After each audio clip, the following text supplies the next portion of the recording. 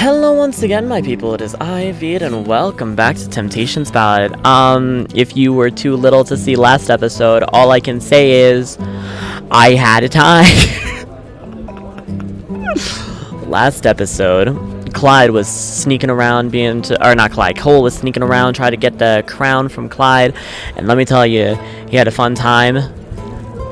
And I have a message for Shirokoi, I swear to God. So without further ado, let's get started. Meanwhile, in the fighting ring, the judge blew his whistle with another shrill shriek. Round set. The winner is Sid. Oh wait, round set. That's what it was. The winner is Sid Shrikewood. His win streak unbroken.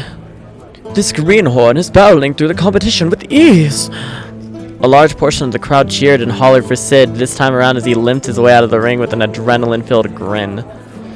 It was a bit of a struggle, but he managed to win 3 matches in a row. Though all the bruises and aches, he had an addicting rush of triumph filled Sid's chest. We'll be holding a short intermission for our contenders to rest and recuperate. While you wait, feel free to check out Clyde's catalogs of wares and products lined up in the back of the room. Uh-oh, they're gonna walk in. They're gonna walk in on them being needy. The crowd slowly dispersed to chat amongst themselves along the newcomer's performance. Artemy hurried across the room to Sid's side as he stumbled towards their table. She needs to heal. That was a stunning display of power, Sir Sid. You are truly blessed with incredible natural-born strength. And you've been handling the bets and crowds really well. I can't believe people are cheering for me now. We make a pretty good team, huh? Up top. Sid read his hand expectingly expecting a high five. Artemy stared at him blankly. Of course she wouldn't know what a high five is. She's been stuck in the church for God knows how long. I beg your pardon? Huh? Have you never gotten a high five before? Here, hold out your hand. Alright. You've struck me! It is a show of love and companionship, and yes, go boy. It was weird and gentle, but you've struck me nonetheless. Is this a challenge? What? No, of course not. If so, I am honorably bound as a right to church to accept. On guard, Sir Sid. Artemy reached and unsheathed her sword. Girl. Sid hastily grabbed her arm. No. It was a high five. It was a thing friends do when they do cool stuff together. A show of camaraderie. I see. Artemy blinked and cleared her throat self-consciously. Does this mean that you consider us to be friends? Of course. Oh my god, I love... Sid is so good. If you want to be. We've only met for a little while, but it's been fun and eventful day with you. A shy smile grew across Artemy's face as she looked up at her companion. Of course. I will treasure our friendship for years to come, Sir Sid. Thank you. Do you see that precious smile? I'm going to protect her. I have stopped being friends with... What the fuck is her name? Oh my god, I feel so bad. Ginny. I've stopped being friends with Ginny. Artemy is now my best friend. A similar smile grew on Sid as he grinned to himself with glee. See, Mom? I have friends who aren't toads, too. I love it. Did you say something? It's nothing. Sid suddenly winced as clenched his side in pain. Dark, ugly bruises littered across his torso and arms. One fighter even managed to land a solid uppercut in Sid's face earlier. That last guy really didn't pull his punches. You mustn't push yourself too hard, Sir Sid. Here, I believe that I can help with that. Artemy pressed her head against Sid's arm. I fucking told you that Artemy knows cure wounds. I didn't even have to look at... Oh, I said close wounds. Cure wounds is basically the same thing. Cure wounds is just learned by paladins, while closed wounds is like more of like a cleric kind of spell. I know my D&D, dude. A gentle rush of warmth slowly flooded Sid's body as the unmistakable glowing glow of celestial magic illuminated her hand. Sid watched in amazement as how he felt his bruises gradually fade along with his exhaustion. He hopped on his feet and experimentally feinted a few punches in the air. Whoa! This is amazing! All my soreness is gone! I practically feel like new! I didn't know you could cast magic too, Miss Knight! Artemy chuckled and bowed her head bashfully. You flatter me. My education with the church included swordsmanship training by holy paladins as well as healing magic by clerics. She's a fucking paladin, dude. And I'm here for the clerics, okay? I'm here for the healy magic. Okay? I'm always a cleric. More so, I'm always like a paladin cleric, mostly. Sis boomba. It is natural that I should aid in easing my comrade's wounds. A big giddy grin spread across Sid's face as he plopped back into his seat. I still can't believe I'm working with the creators chosen on my first day of an adventure. This is so cool. It's an honor to work with the future savior of the world. The honor is all mine. I never imagined I'd have a chance to work with such kind people on my first mission. Aw, now you're just being modest. You're the chosen one, for crying out loud. Every day must be full of exciting stuff to do and people to meet. A little commoner like myself is probably like small stuff compared to what you go through. Artemy smiled, faltered as she stared on the floor quietly. Oh, it's because she doesn't leave. It's because she never leaves the church. She never leaves the church. You are mistaken. I'm afraid I've spent most of my life within the Grand Cathedral and do not have much experience with the world outside the church district. Today has been the most eventful day of my life, for better or worse. She peered up at Sid curiously. Pardon my intrusion, Sir Sid, but I have been wondering— Oh no. I am here due to my duties as a knight at the church, but what about you? You mentioned that you wanted to be an adventurer. What drives an ordinary man to pursue such a dangerous profession? Love that question. Sid stared down at the wooden table with a hint of embarrassment. Oh, look at that little blush. Look at the little blush. Little blush. It's kind of silly if I'm being honest. I suppose it's fine if I share this with the creators chosen. You've got to promise not to laugh, though. Artemy suddenly stood up and bowed, drawing curious stares by nearly onlookers. I love her. Worry not, Sir Sid. You have my word and my silence. Hey, sit back down. It's not that big of a deal. As you wish. Sid fiddled with the hem of his shirt quietly. You see, the reason I wanted to be an adventurer so badly, it's true that I've always admired the glory and fame of adventurers, but the real reason? He looked up with a bittersweet smile on his face. It's all for my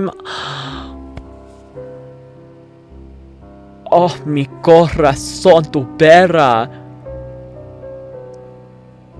Mi corazón, Shiro. You're pulling at my mommy's boy strings, dude. Don't. Artemy frowned, confused. I understand. Mothers can have high and demanding expectations, but at the end of the day, they simply want what's best for us. Sid snorted out a laugh. Oh, my mom never really asked anything of me. She spoils me too much. I could be the world's worst layabout and she'd probably still baby me all day. Huh? You see, the reason I want to be an adventurer is because I want to grow rich and successful so that way I can give my parents an easy life when they grow old. That's what I want to do with my mom. That's what I want to do with my mom, you fucking whore. Sid scratched his head, his ears drooped with a hint of insecurity. I'm gonna be real honest. I'm not exactly the smartest guy. Kind of stupid. Oh my god. Sid's a himbo. Yes. He and Cole are definitely gonna date, and they're definitely gonna fuck. I told my parents I got disinterested in my previous apprenticeship jobs as the reason why I kept getting let go, but the truth is that I kept messing up on the simplest tasks and pissing off my bosses and got genuinely fired. Especially the last job with the scribe. He sighed heavily. I've kind of come to terms with the fact that I'll never manage to get a good job that pays well. I'm not that smart, but I'm a big guy who can hold my own in a fight. Adventuring sounds like the only job I had a chance of being successful in. A shy, fond smile spread across its face. You are precious, boy. You are precious. I owe my mom a lot. She never complained about me. Never once got mad.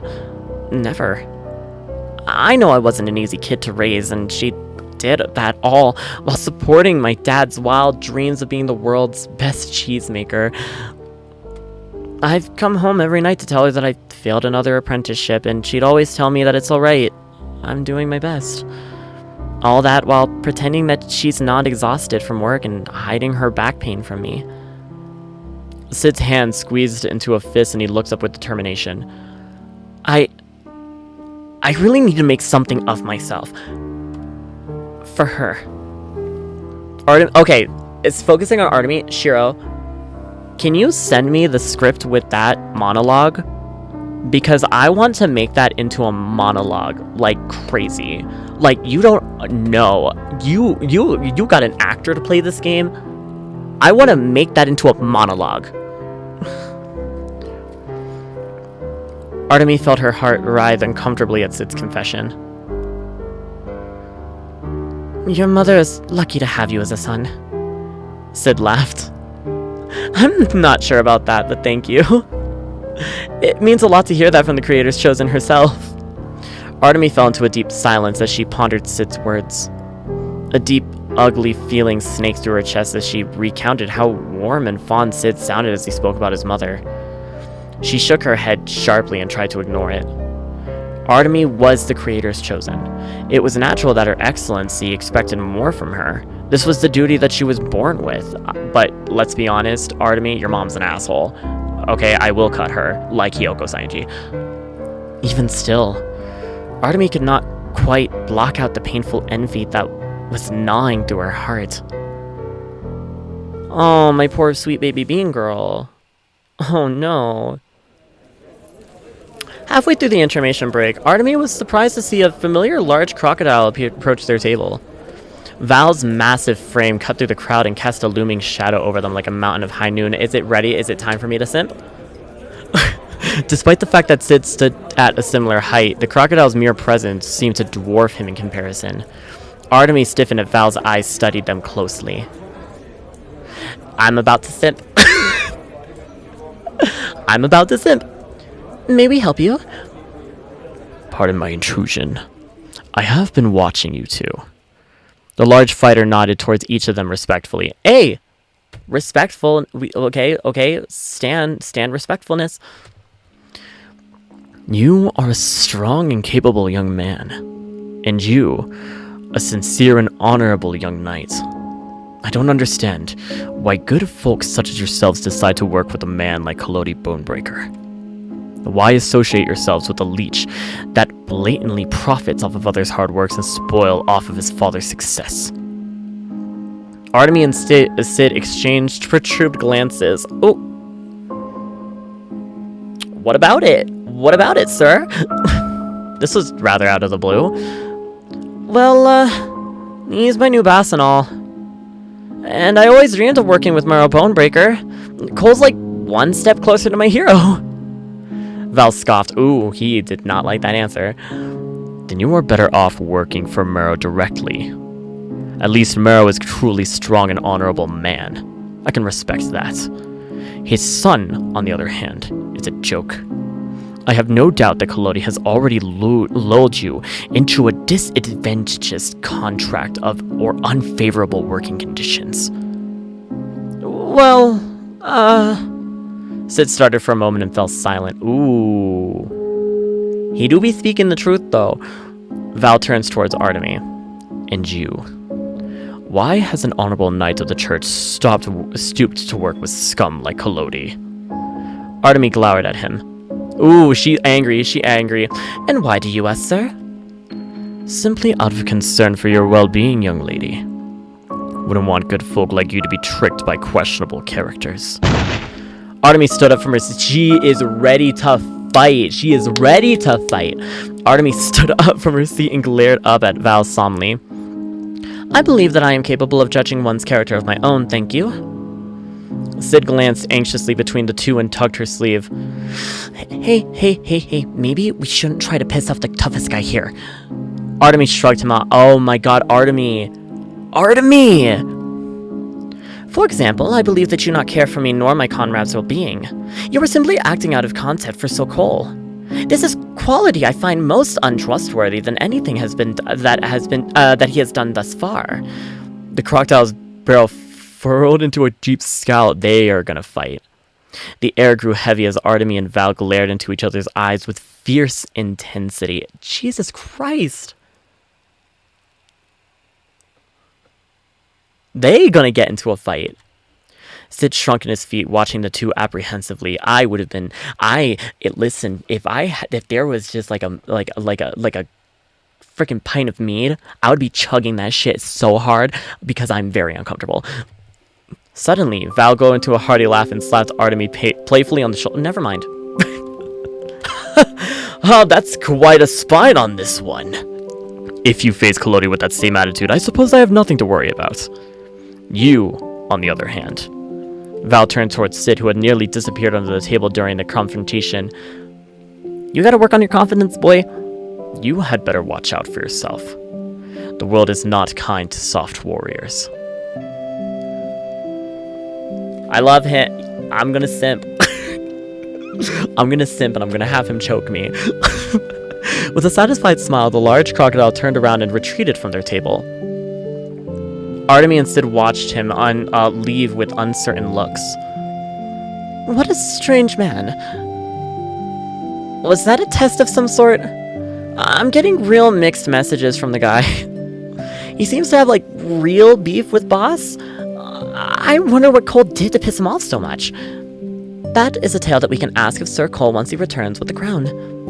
Artemis took a deep breath and sank back into her seat. I almost lost my cool there for a moment. I must train harder to control my temperament. When that man spoke so cruelly of Sir Cole, I felt my blood boil. You think that there's any merit with what Val was saying about Cole? I mean, probably. I mean, he is... Well, besides everyone not knowing that he knows magic, like, they're pretty spot on. I do not know their history, but Sir Cole has been very kind to me during our brief acquaintance. I will see to it that no one dishonors his reputation. Oh, they're friends with him. They're friends with him. I'm giddy. Shiro, what the fuck? Artemis glanced at Sid doubtfully. Do you believe that there is truth to Val's words? Well, it's true the boss got a little heated when talking about terms of my employment. But that's probably because he wanted to make sure I didn't spill the beans about his magic casting to his dad. And he didn't act very heroically when that street urchin kid jumped in our wagon asking for help. But that's also probably because he realized the kid stole stuff. I don't know. This is all too deep for a guy like me. In either case, Cole's been good to me. He took a chance and formed an adventuring party with me when no one else would. I trust him. Artemis nodded in agreement. Oh no, you two. Oh no, I can smell angst from a mile away about this being the topic. I can smell it. I share the same sentiment. Let us put Val's doubtful words behind us and focus on today's mission, lest we become distracted. Oh, speaking of which, Boss has been gone for a long time. I wonder what's taking so long. He's getting fucked. Do you think that he ran into trouble during his search? Maybe. He told us not to worry about it, but I guess it wouldn't hurt to check. You stay here and watch over our stuff. I'll go find him. Very well. Do give me a shout if you run into danger, Sid. Will do. Oh, I love them. Oh my god, they're so giddy. I love them. I love them all. And where's my sensor? Meanwhile, in Clyde's office, the air was thick with the scent of sweat and sex, obviously. The large tiger let out a hearty laugh as he lounged on the couch with Cole resting on his lap. Oh, no, they're dressed. Never mind. This is why you're my favorite visitor around here. I'm glad we stayed friends after a little fling didn't work out. Oh, so they did date. Oh, tell me more about that. Cole rolled his eyes as he nuzzled under Clyde's chin. This again? It wasn't that serious to begin with. True, but I miss just talking to you about things without worry. Clyde chucked, is it supposed to be Chuck? Or did you just forget the L, Shiro? I think you just forgot the L. Clyde chuckled and ran his hand gently through Cole's hair. Give me a second. That one. That's what I wanted. I'm using OBS. Clyde chuckled and ran his hand gently through Cole's hair. You're horrible for my health, but boy, are you fun.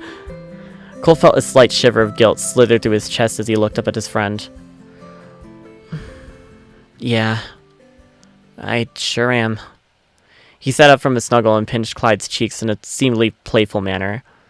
I'm sorry about this, pal. Huh? Cole pressed his fingers against each side of his friend's temples and the starting static of magic flew through them.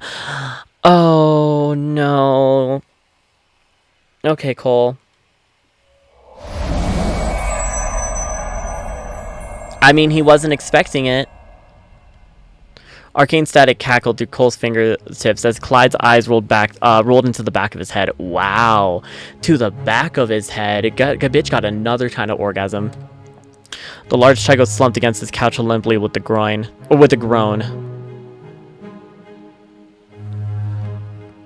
Listen, I get it. But Shiro, I know what you've been looking at. I know what kind of things that you've been looking at for that kind of effect. You nasty naughty. What?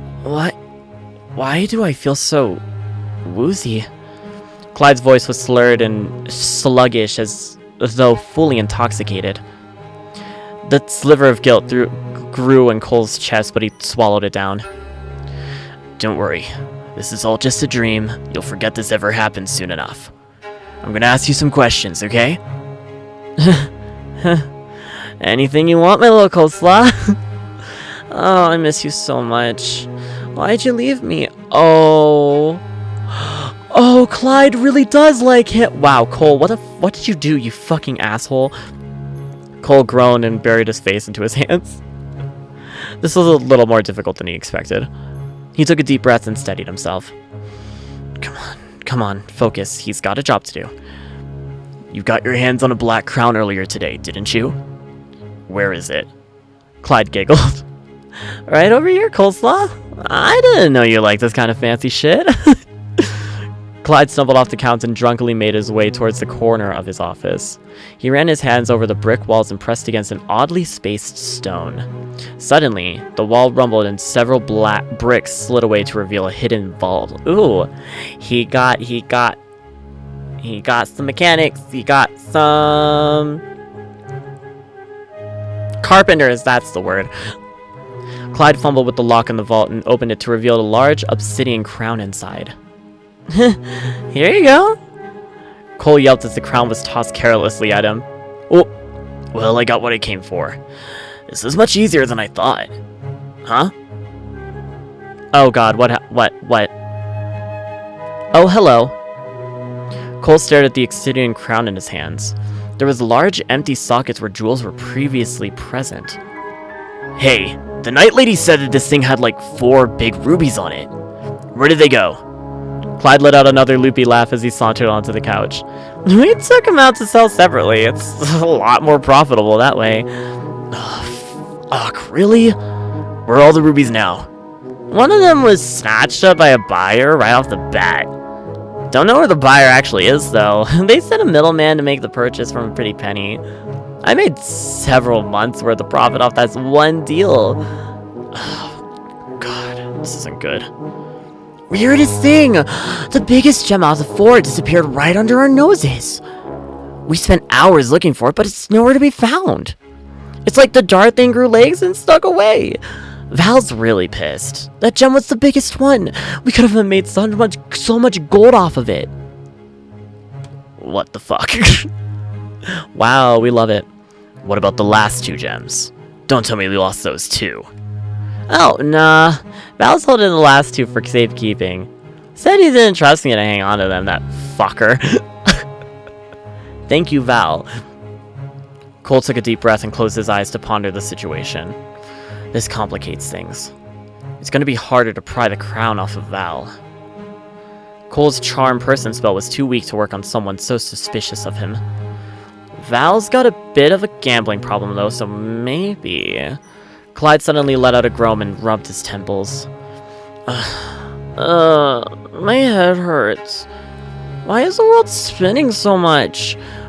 Oh, he's gonna snap out of it. Oh, hold on, I gotcha! Cole rushed to the tiger's side and gently helped him to a more comfortable position on the couch. Aww.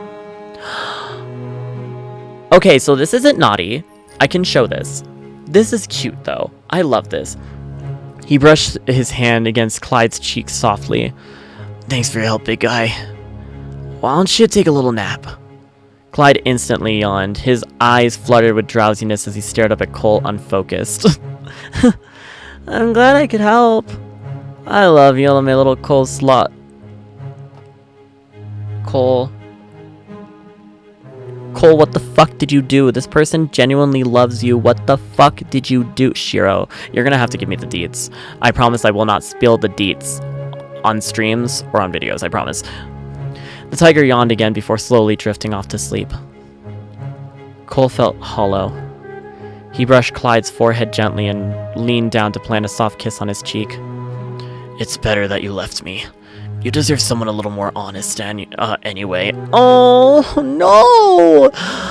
They were legitimately a thing. No. What an asshole. Thumping footsteps in the hallway suddenly snapped Cole out of his thoughts. A soft voice called out behind the door.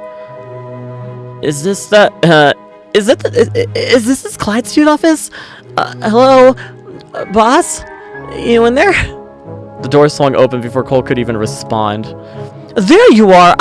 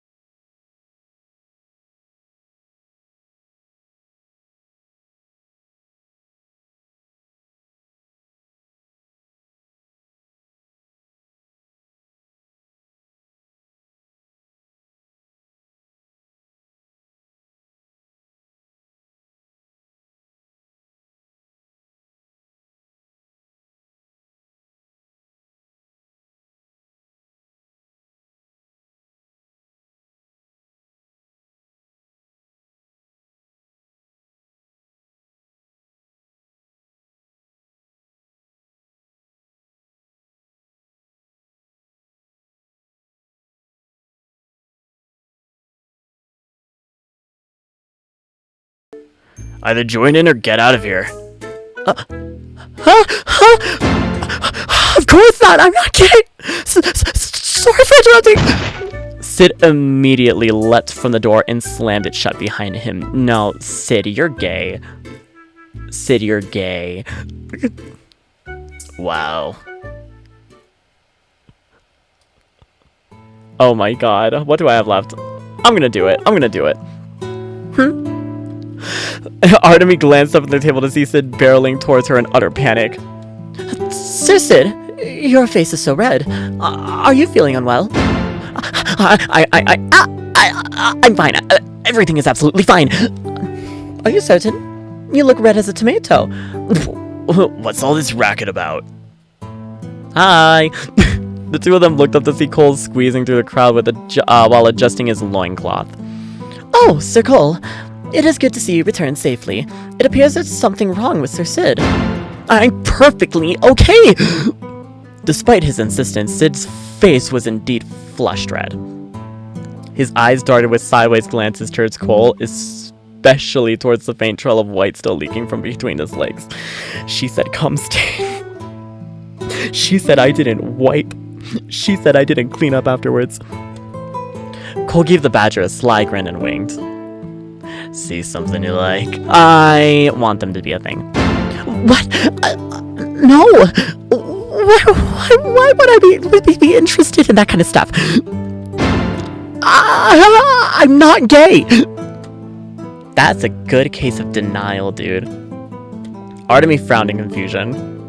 Why are you unhappy, Sir Sid? Did something unsettling happen? Not that kind of gay. Not that kind of gay, Artemy. God, I love you so much. At this point, Sid's mind appeared to shut down entirely as he gaped blankly. Everyone stop paying attention to me! Boss! Did you find what we're looking for? Cole tried to stifle a laugh at the Badger's breakdown. Kinda. He pulled out a small canvas bag from his belt. Alright, Nighty, I've got some good news and some bad news. The good news is I found your red crown. He glanced around to make sure no one was looking before pulling open the bag. Hidden inside was the large obsidian crown he grabbed from Clyde. You found it! Excellent job, Sir Cole. I cannot thank you enough. Can we talk about something? This thing looks evil, right?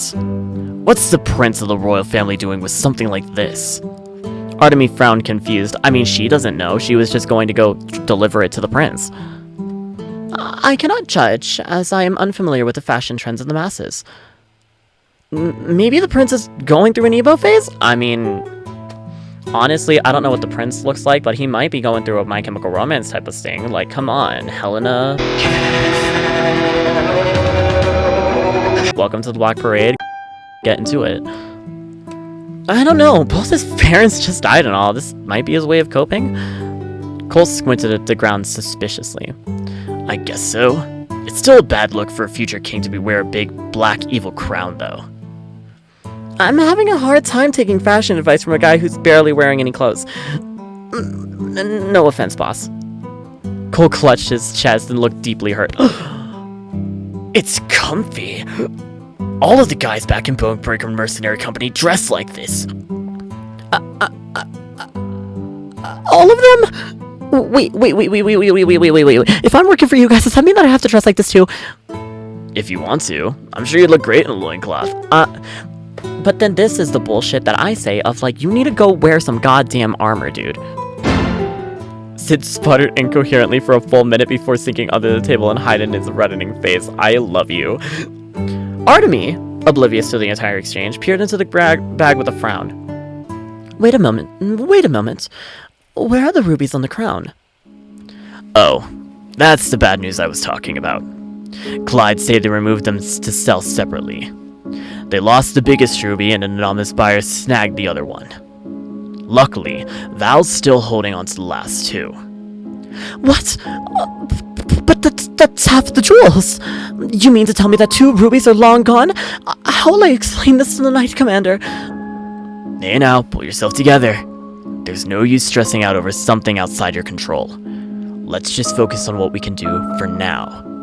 In this case, getting our hands on the last 2 gems with Val. Artemy took a deep breath and attempted to steady herself. Do not go into a panic, girl. Yes, you're right. However, this Val character has been acting rather hostile towards you, Sir Cole. Convincing him to depart with these rubies will not be a simple task. Oh, convincing him. You're right about that. Val does have a big gambling problem, though, and he's got a pretty big ego in the fighting ring. We might be able to use this to our advantage.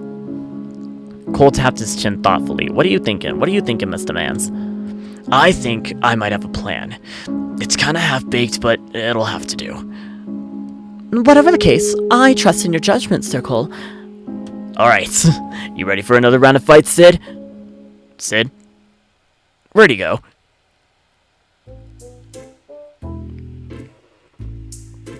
I can't with this boy. The large badger had crawled underneath their table with his hand resting on his knees, muttering frantically to himself. Frantically, bitch. I'm not gay. I'm into ladies. Oh, what would mom say if she find out? Mothers don't care, okay? Unless she's an asshole. But your mom is not an asshole and she truly loves you. If you came out as gay, she'd be fine with it. On second thought, she'd probably be fine with it, but still, he's kind of a cute guy. I'm definitely not into him, though. He's just round and fluffy. He just got a round and fluffy face. Why does my face feel so hot? What in the world has gotten into me? Cole gently knocked on the top of the table. You okay? Yo, you done hyperventilating there, buddy? I know the view down there is nice, but we got a job to do. Huh?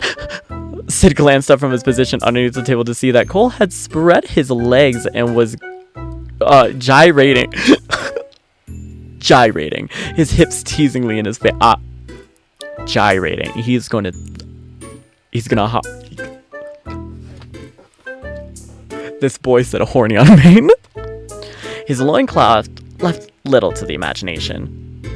Sid felt his heart thump rapidly into his chest and his mind wandered into dangerous, unknown territory. What? I swear I'm not peeping!